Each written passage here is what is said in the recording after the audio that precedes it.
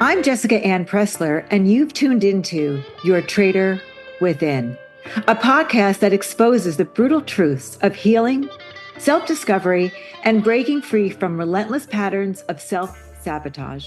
Welcome back to Your Traitor Within. My guest today is Dr. Christine Cocchiola, a recognized international expert on coercive control and its impact on both adult and child victims.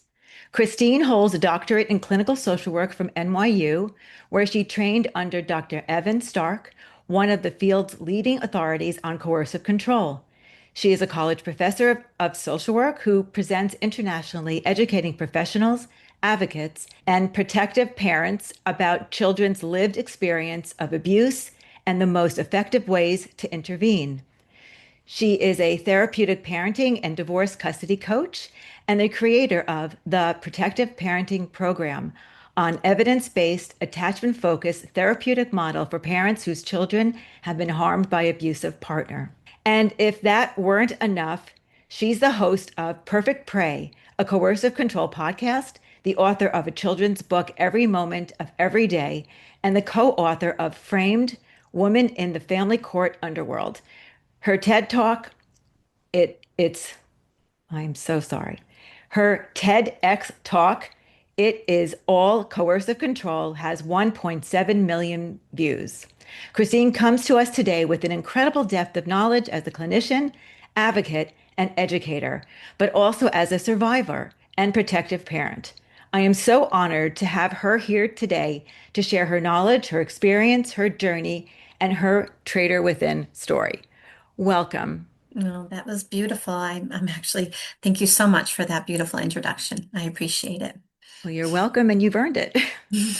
The concept that both of us, I've been a social worker for almost 40 years, and I didn't have almost 30-year marriage in a toxic marriage, a coercive control marriage, but I had three almost 10-year marriages. So I had almost 30 years of it, just three different marriages in a very similar toxic Wow. marriage. I'm so sorry that you went No, through that, right? Oh my gosh, that's quite remarkable. Yeah, and no, and we are both social workers. Woohoo for right, social work. right, and I'm also very sorry that you have been through what you have been Mm, through.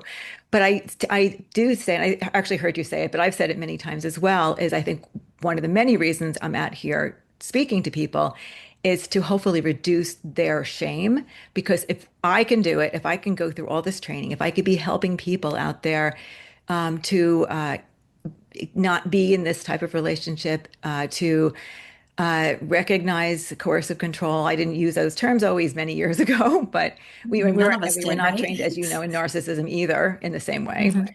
But but for myself, I was blind. Literally, I had blinders on, and I think it's an important piece that I think I've recognized you had said something similar to let people know that you can even be educated, even now, be educated in this and still be a victim of the manipulation. And especially if we're empathetic. And I personally think for me, and I've heard from others as well, that even having that knowledge can, because you're empathetic and you can feel the wound of the other, right? Mm. And as a clinician, even so, we pretty much know, understand now that there isn't necessarily that a narcissist person is not going to necessarily be able to get the help to remove their mask. But with the knowledge of their wounds and what may have caused them to have their own traitor within, that we maybe fall into feeling that we could help. If we can love them enough, if we could use our skills on them enough, if we could, then maybe we could make it all better, right? Is that something you've fallen into? Oh, that's like, there's so many things there. I'm writing a few notes, right? Like we have research that proves that victims and survivors rate very high in agreeableness and conscientiousness. We're Hmm. fixers. We work Hmm. hard. The glass is half full. We tend to be Hmm. optimistic. We're loyal almost to a fault, right? Hmm. And so that's perfect prey, isn't it? That's like, Hmm. that's a perfect setup for someone Hmm. who can be highly manipulative. And to your point, as you said, doing this work. You've been doing maybe not necessarily, maybe relationship dynamics, but in general, just being in the social work field, trying to help people, Mm-hmm. right? For me, I became a child abuse advocate, when I was 19 and a Mm-hmm. domestic abuse advocate. Never in my wildest dreams did I think that my own children would be victims of abuse. Mm-hmm. And Mm-hmm. I say that, but I want to contextualize it for your listeners because I'm not talking about a fist punch. Mm-hmm. I'm not talking about a slap. I'm talking actually about someone who shows up as a hero, Mm-hmm. as fun, as loving, as Mm-hmm. wonderful, and but highly manipulative. And the whole purpose of all of that was to erode away my children's belief that I was someone they could securely attach to, Mm-hmm. and also to create this inability for them to authentically be themselves. They had to hide, they had to perform, had to do what that other parent wanted of them. And that's such a very, for lack of a better word, I think when we think about all abuse starts from I have to hide who I am. I have to perform for you.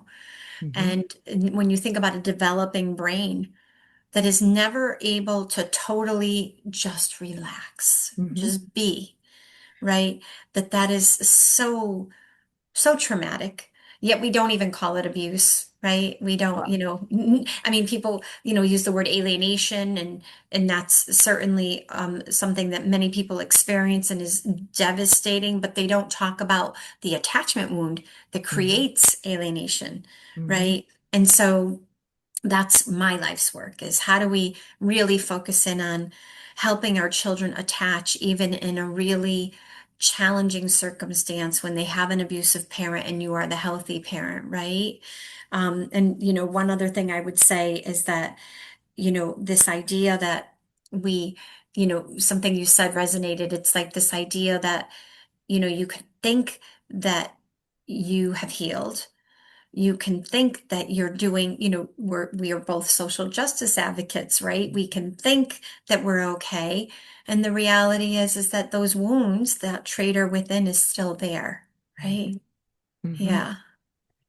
And for the children, I do agree with you that, I always think what's in a simplistic way, the ideal parent is giving your children the safe space to develop and who they are, to be able to trial and error, to play, to enjoy their childhood, not to worry about trying to make their one parent happy or try to perform in a certain way for another parent and slowly build this their own mask in order to maybe not be abandoned or whatever it is that they're, and or not or the attachment piece, and then have to take that because it is abuse. I agree with you, and just denying them that ability to feel safe and be themselves.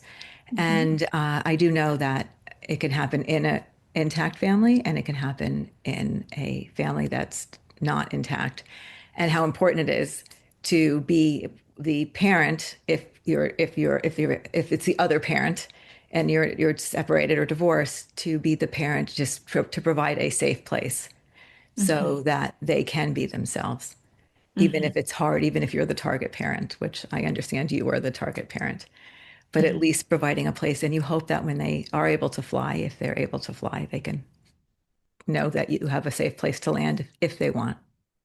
And it sounds like you did provide that for them, despite how Well, it took how me a while to difficult that catch person made on. it for you. Yeah.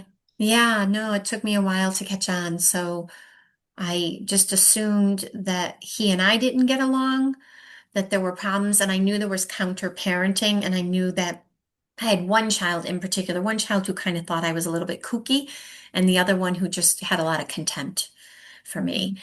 And I knew that it wasn't normal, but then, you hear from the rest of the world, oh, teenagers, or, oh, like people if you don't understand even therapists, if you Mhm. don't understand the family dynamic, you minimize the victim's experiences Mhm. and then you minimize the children's experiences, right? Mhm. So, of course, I experienced gaslighting by therapists and then thought maybe it was me, maybe I need to change. So, I'm going to therapy all the time, trying to be a better mother, trying to figure out why there's so much contempt and disregard for me.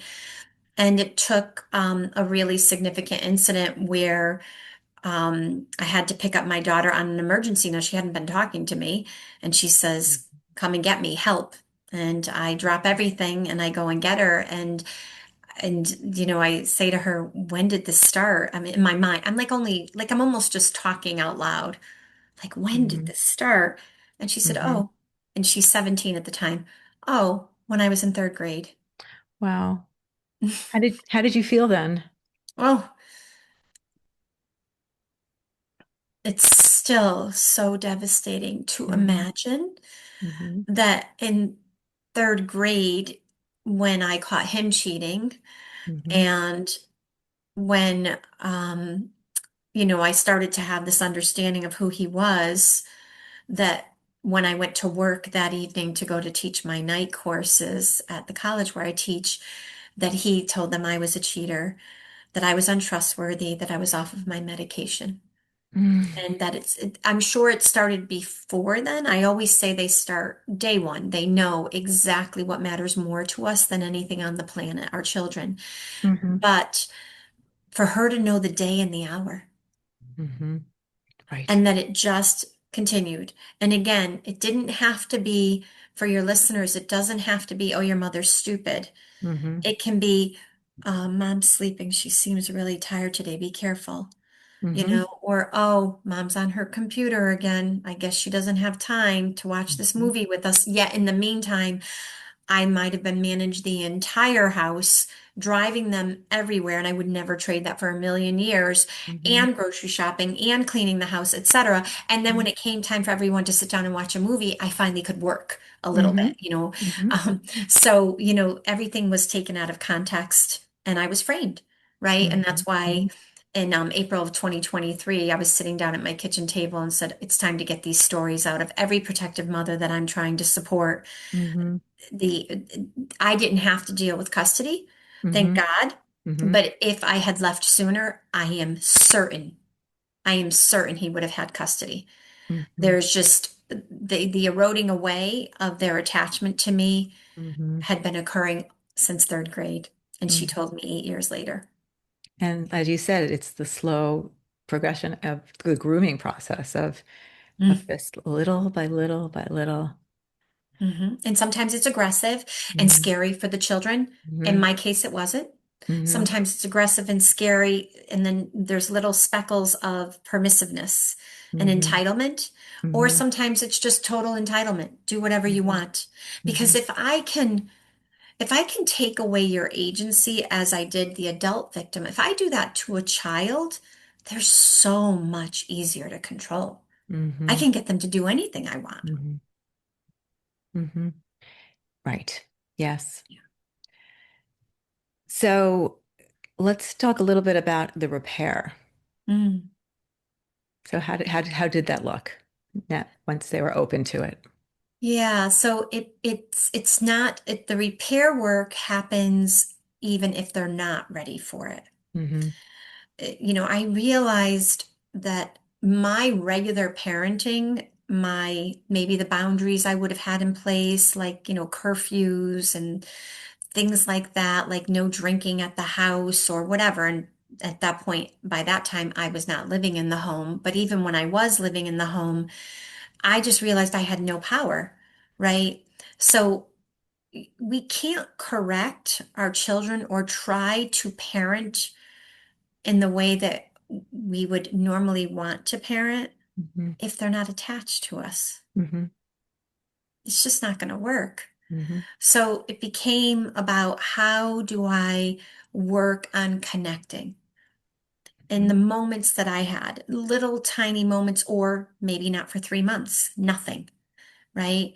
Or maybe, there was a period of time, it was longer than 3 months, where I'd get like a text, "I need money," or "I need this," but there would be no connection at all. And how did I, instead of me being in a space of, "I'm not giving you money, you haven't talked to me for 3 months," it was, how do I come towards the relationship, right? And it doesn't mean I give like exactly what they're asking for, or it doesn't, like, we can't entitle them, but Hmm.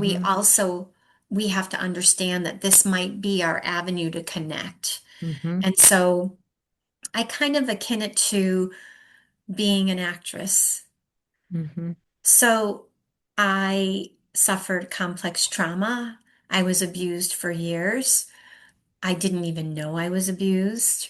Mm-hmm. I was isolated from friends, all of those things. And then sometimes my children were showing up and saying things that he had said, Mm-hmm. repeating. Abuse by proxy.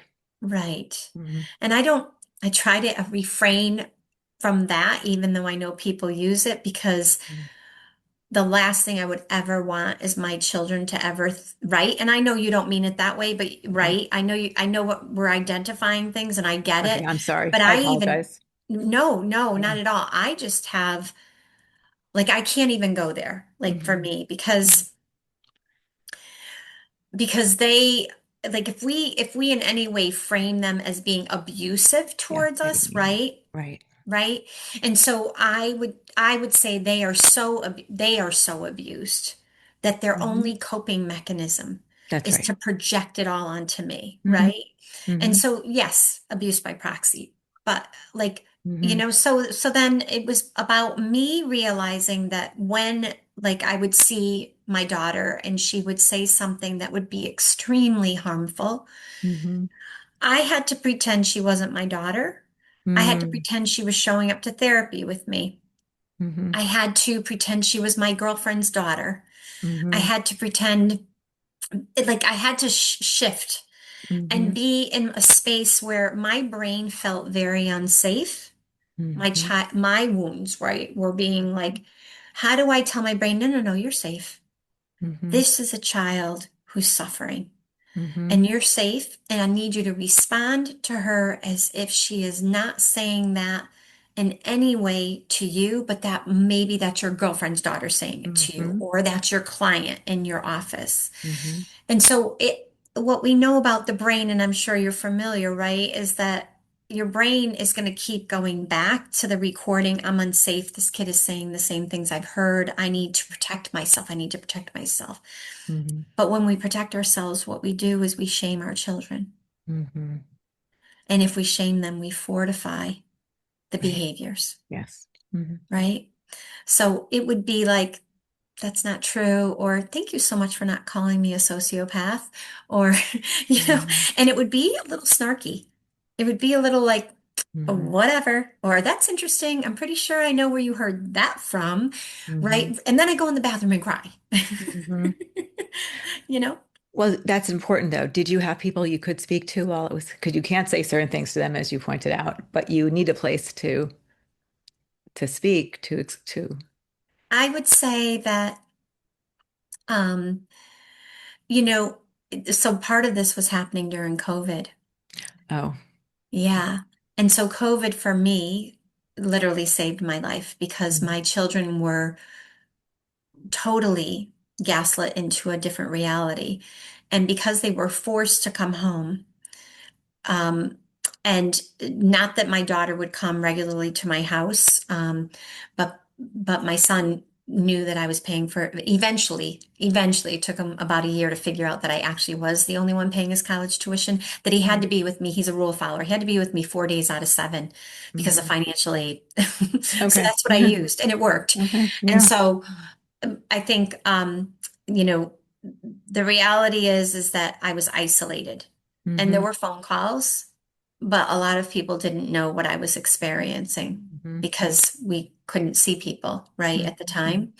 time. So, I think it was my own resiliency. And again, putting on a different cap. I'm not mom here. Mm-hmm. I'm a therapist. Mm-hmm. How do I help them heal? How do I help them to see the truth? How Mm-hmm. do I keep relaying the truth to them without disparaging their dad? Because I know Mm-hmm. all he's doing is disparaging me, Right. And that Mm-hmm. was very challenging for Mm-hmm. sure. I mean, they were, I remember my son couldn't have his birthday with me because my ex's girlfriend, who had had 8 years prior to our divorce, and was bringing into our home, unbeknownst to me, if I like had a weekend that I went on a run or something like that. Um, but she made homemade ice cream cake, and he had to be there for the homemade ice cream cake. And I was angry, right? But Mm-hmm. I couldn't be angry, Yeah. right? That's So hard. because that's exactly how the abuser's Mm-hmm. angry. Like Mm-hmm. I had to perform. Okay, Mm-hmm. Christine, you're okay. You're safe. Everything's okay. And Mm-hmm. when he comes home, you're not going to ask him a lot of questions. You're Mm-hmm. just going to be Right. present, Mm-hmm. right? You're going to co-regulate. It's why I wrote the book Every Moment of Every Day. How do we help our kids co-regulate Mm-hmm. with us? Mm-hmm. Hmm.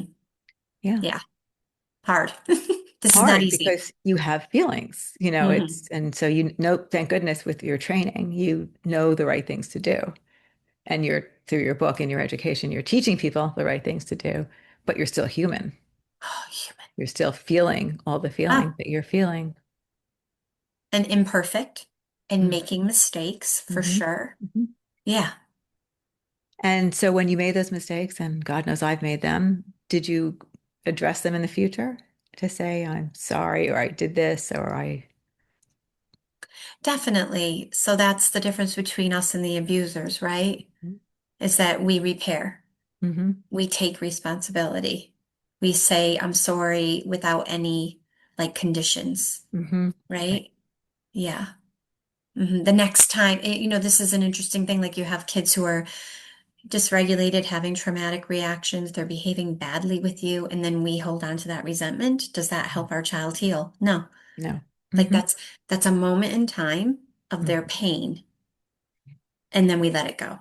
Mm-hmm. Like there could be a big argument, there could be a problem, and then it's like, okay, are we having tacos tonight or spaghetti? Like, Mm-hmm. because if we hold on to that, they hold on to it. We Mm-hmm. have to show them that we can let go, that we can regulate. Mm-hmm. And then the pain, to your point, is with our own therapist who hopefully gets it. Unfortunately, there's not a lot who truly understand I this. know. Yeah. Better now than it was, but Hmm. it's true. Hmm. So when you met what do you refer to him? Ex, or what do you? We call him Cliff in my family system. Not Okay. my children, but my siblings and I and my parents always called him Cliff. Cheating, lying, imbecile, fake father. Okay. So Cliff, when you met Cliff, you were just a child yourself. I was. I was 16. So Hmm. he's part of your development. I mean, you're always, I guess you're developing your whole life, but he's part of your early development. Sure, sure. And my mom and dad were really strict. Mm-hmm. And I wasn't allowed to date and I couldn't stay out late with people. And I grew up in the 80s and, you know, like, kids were going to the roller skating rink and getting drunk in eighth grade. It was a very different world, right? Mm-hmm. And so Yeah. they were strict and they didn't allow that. So there was a boy who was interested in me who lived, I had a paper route. And he Oh. was, yeah, yeah. And he Mm-hmm. was interested in me and a boy interested in me. Mm-hmm. It was so when you talk about the traitor within, right? Like, Mm-hmm. had I been allowed a little more agency maybe as a child, and not given, not held to such strict Catholicism, Mm-hmm. strict guidelines, maybe I would have had more discernment. I don't know. Mm-hmm. But I also was naive. My parents were madly in love, married 64 years together since they were in seventh grade. I talk about it in my TEDx. I'm like, I was never taught the red flags of an abusive relationship. Mm-hmm. And who in the world would ever teach you that when someone tells you they love you over and over again and you're their soulmate, that that's actually a red flag, right? Like that's Mm-hmm. love bombing, but it's, Right. yeah. Mm-hmm. Of course. Hmm. And because it was so beautiful, and your parents, you believed in love, right? You Hmm. believed it, that it's possible because you saw it. Hmm. And so this person comes in your life who's young and, I guess, sweeps you off your feet, or whatever the expression is. And now, if I remember, because I'm just trying to think of when I looked, 7 years you were dating before you got married. Hmm. So you went through graduate school? Did it get you? I'm trying to do, maybe not maybe not Yeah, graduate we school, married before college. I went into graduate school. I think we married in 23 and I started graduate school in 23, I think. When Okay. I was 23, excuse me. Yeah. And then we Okay. were together 27 years and 11 months. So I knew him 35 years of my life. Yeah. Yeah. Hmm. Which At the is time was almost it was a good portion of my life. almost your whole Yeah. life, right? Yeah. And still a good chunk of your life. Hmm. It's still it's a large amount of time. And so but you still with him. did all the psych stuff. I'm back to that again. How you are, and yet you didn't, and I didn't either. So this is not, I'm just pointing out. And Yeah. did you see anything? Did anything feel wrong? Was there any part where at that early years, I know later you did, but early years, did you see any signs then? I don't think I really started to recognize the signs till about year 20 of marriage. Okay. Like there were things, but I didn't connect them. Like I can Hmm. look back now and say, "Oh my God, Of so many course. signs," right? But Hindsight. it wasn't until year 20 that all of a sudden the neurons started to, and year 20 was around the time that he cheated on me and that I was aware of. Of course, he had been cheating on me numerous times and for years, but when I caught him, um, the inability to actually repair us, right? He couldn't take responsibility. Hmm. She was someone who was a good friend, and we would see her frequently at school functions. She was actually my very small school system. She was one of my children's teachers. So, for theater and art. So it's like she was with us through the rest of their high school, the Oh. rest of their like programming. And Hmm. he would like look at her like almost, like it wasn't like he did a good job of avoiding her or avoiding Hmm. looking at her. Hmm. And so I actually think I'm thankful for that because if he had been able to go underground Hmm. more, right, then I might not have had so much resentment. But what happened was I felt so betrayed and I Hmm. had so much resentment that my Hmm. anger. So when you think Hmm. about subjugation, right? Right? Hmm. Subjugation is like, you know, it's like a percolating coffee pot, Hmm. right? Hmm. And then, you keep getting subjugated. I often say this about victims, right? Is that it's not reactive abuse. Hmm.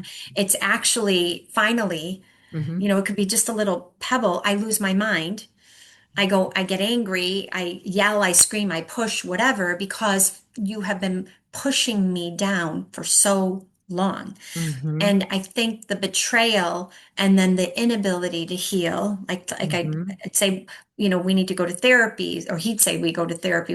He would like not go 3 times. Or Hmm. he'd go and he'd lie and manipulate. And then the therapist would align with him sometimes, like, oh, you have so much anxiety. You need to, maybe if you didn't run on Saturday, I talk about this in my TEDx, Hmm. like maybe if you didn't run on Saturday, I'm like, it's the one time a week I run. What are you talking about? Like, right. So the subjugation Hmm. created, and what we know about subjugation is it creates Hmm. resentment.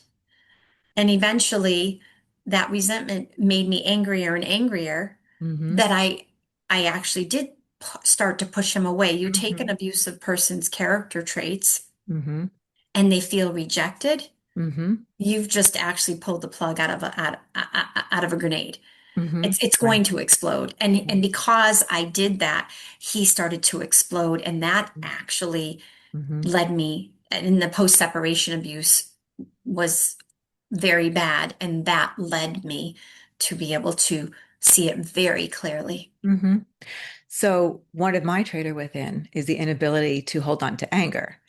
And I always felt that anger, like pain, like getting burnt or cut, is a symptom. Is something. It's the it's what opens your eyes to something's wrong.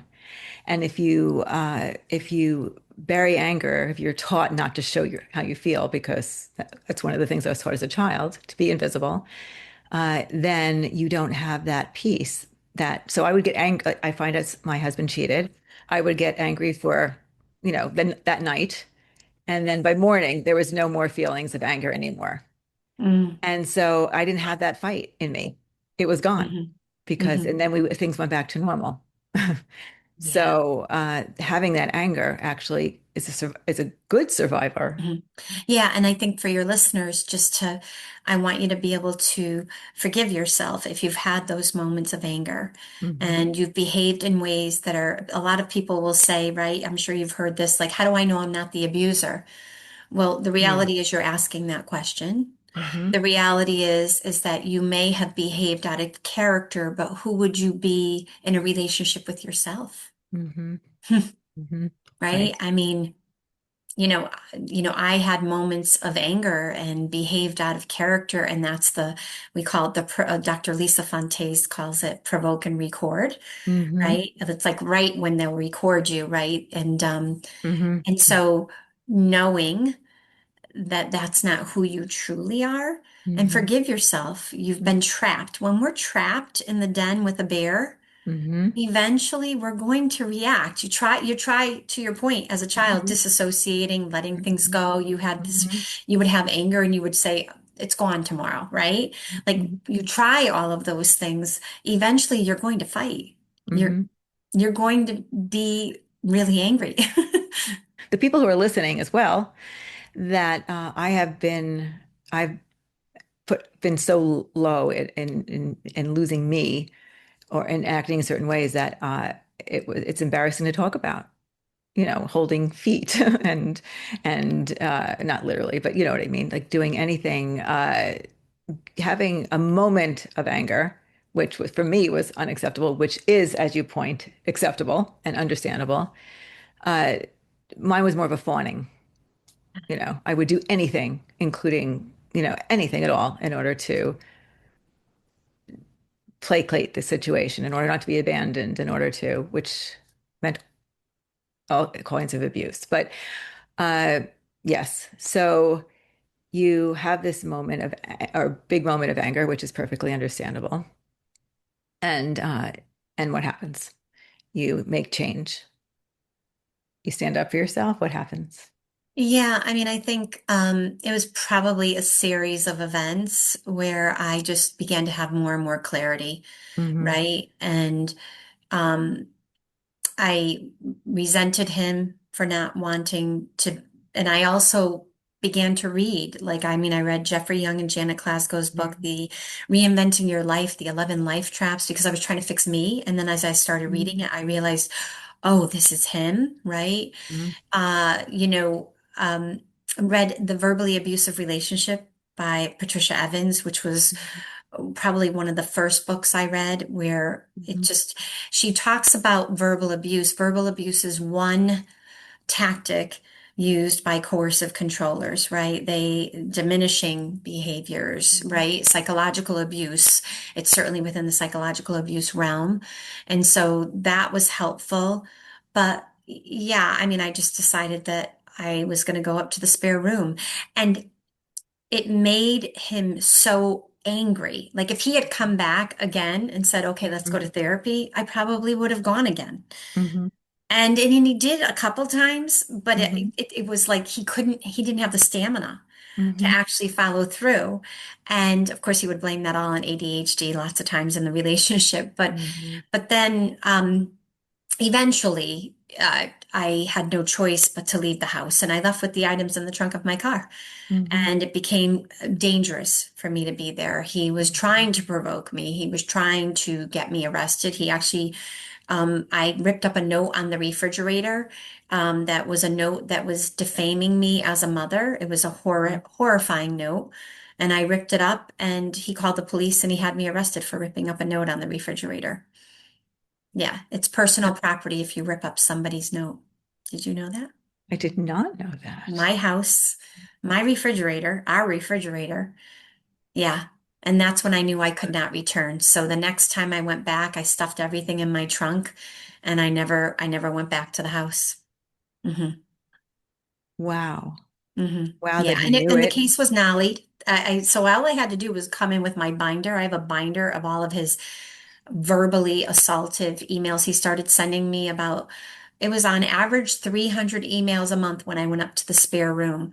And at various times of the day during his work hours, probably out of 310 were, I love you, please come back to me, you're my soulmate. 290 were, you're nothing, you'll never amount to anything, your children will hate you forever, you're no mother, you're unlovable, everything you could think of. And Flipping they helped back me. and forth from one pendulum to the, it's this, it's It's intermittent literally. reinforcement, right? It's the trauma bond. But the good news is that he was so angry that I had left the bedroom and that I wasn't coming back, Hmm. that the anger, his anger and his attacks on me helped to break the trauma bond. I Hmm. always say I'm grateful, right? I'm Hmm. grateful that, he like, I mean, am I grateful he had me arrested? No, and by the way, he was supposed to be arrested for the 3,000 harassing, threatening emails, but he was friends with all the police. So guess who I had reported him with a flash drive in February. And no, in December, I think. And 2 months later, I ripped up the note on the refrigerator, and I got arrested the next day, and he got arrested 2 months later after that. Like Mm-hmm. it's he was friends with all of them. He used to have cigars with all of them down at a local bar. So yeah. But they're supposed to be there to protect Mm, you, the victim. no. Not the first time I've heard that, by the way, but it's, Yeah. Well, we're seeing this play out right now, of course, with there's a prominent congressman who will remain nameless right now, but I yeah, we're saw your seeing post and I actually commented on it yeah, because, yeah, yes, the it's a, gaslighting. yeah. Hmm. Hmm. And I've heard many stories of the closeness to law enforcement. Yeah, we have a story, The Blue Wall of Silence, in our book, Framed, Women in the Family Court Underworld. Hmm. Yeah, and I happen to know that mother personally, and it's just never ending. Hmm. Hmm. Yeah, Yeah, we have to, well, you're doing it. And I'd be a volunteer to help too, that you have to educate the court systems, the lawyers, the therapists, to do better we for do. the victims and the children. And again, and I know just the concept that if a mother is being abused, the children are being abused. You can't separate the two. They can't watch their mother being abused and the children not be also abused by that. And I think people have this idea that it's, oh, at least the children were in abuse, but they are. In their bodies, right? The nervous system knows. Mm-hmm. And whether they're actually in the room when someone gets slapped or punched, or they're out of the room, or Mm-hmm. they just know that they can't be themselves. It's Mm-hmm. something as simple as, I don't know, dad's coming home and I really want to play soccer, but he's going to want to play basketball. Mm-hmm. So I'm going to play basketball. It's Right. like, it's that simple. Right. I agree.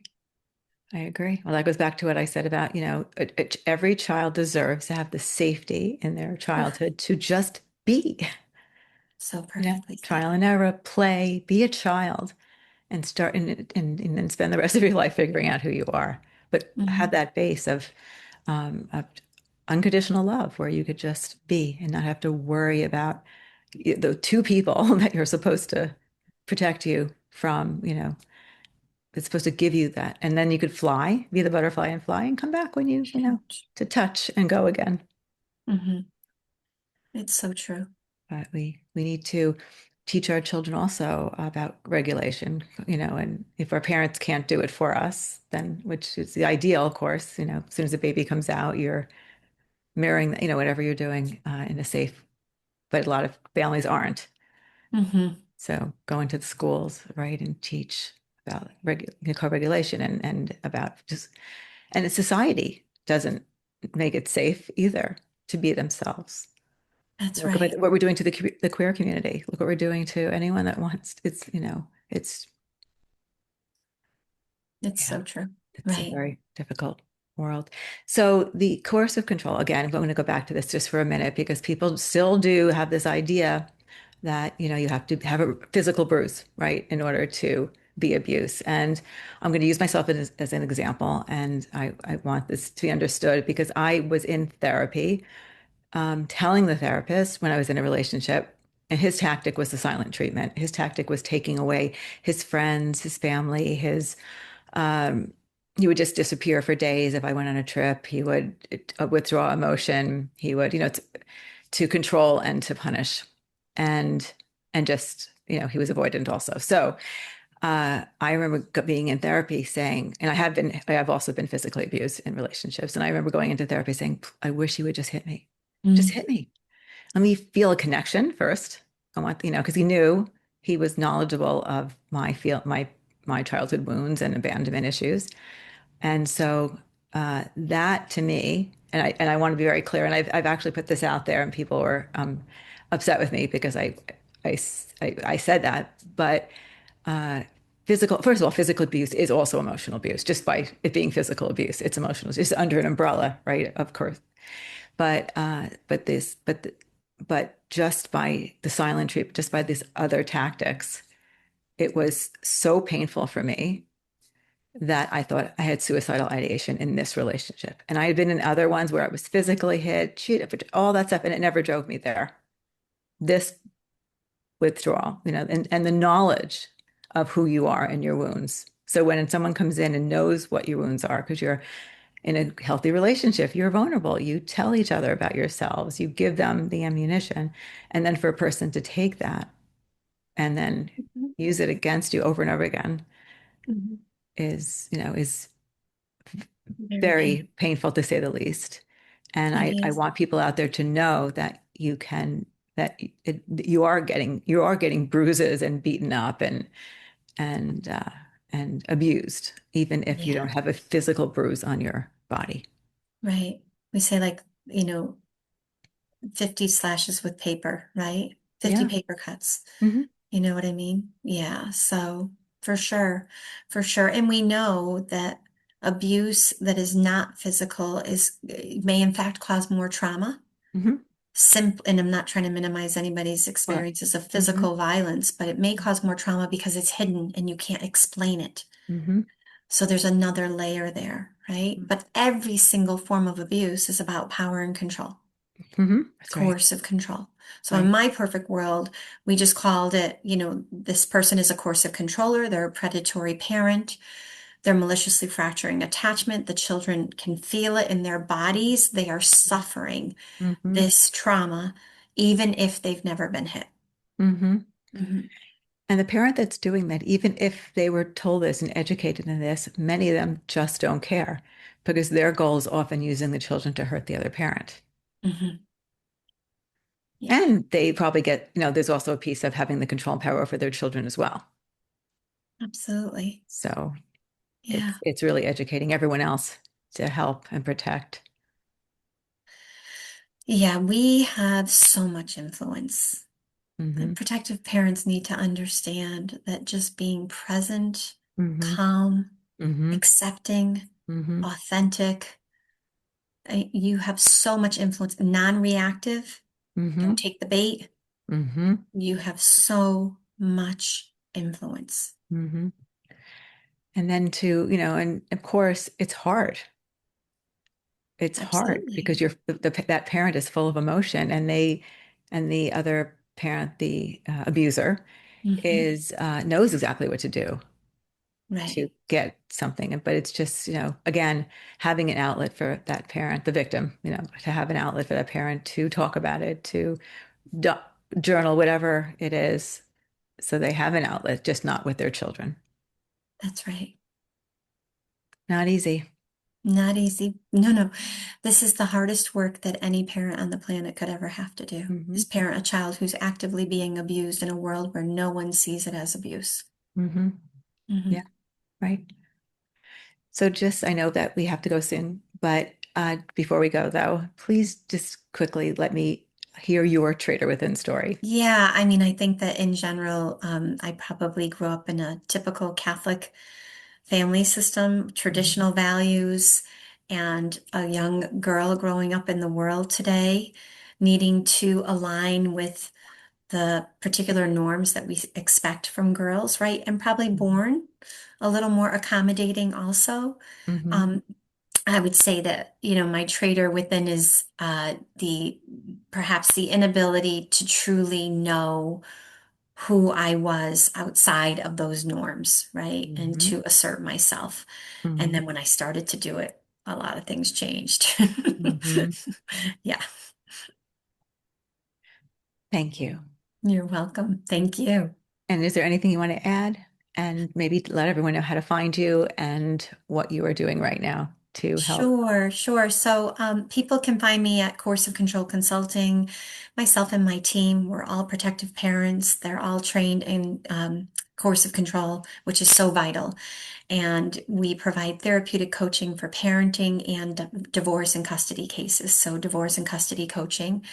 And in addition to that, my protective parenting program is my signature program where I think every parent would benefit from taking it, especially parents who are divorcing, separating, people who have some of these harmful traits. And I have a whole community that's absolutely free for protective mothers. And I do have a support group for protective dads for anybody who's listening.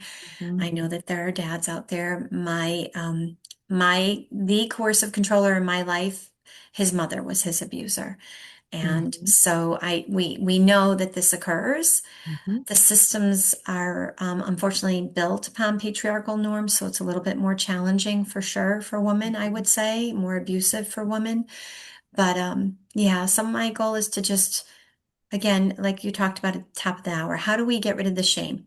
Mm-hmm. Because listen, if it could happen to me, teaching on it every semester to college social work students, it could happen to, I mean, it can happen to anybody. This is what abusers prey upon us. So Mm-hmm. thank you so much for the work you do. Thank you. And thank you for all that you do. And in show notes, we'll have any links to your program, your books. I hope you sent that over too. And thank you so much for being here and all the hard work and that you're doing and for being so vulnerable here today as you told your story. Thank you very much. My debut novel, Traitor Within, is now available for pre-order and will be released September 22nd. The story follows Cassandra as she begins to recognize how fear of abandonment and old protective patterns have shaped her relationships and led her to abandon herself. As a thank you, everyone who pre-orders will receive a full year of guided journaling prompts for healing and reflection. You can pre-order now through the link in the show notes.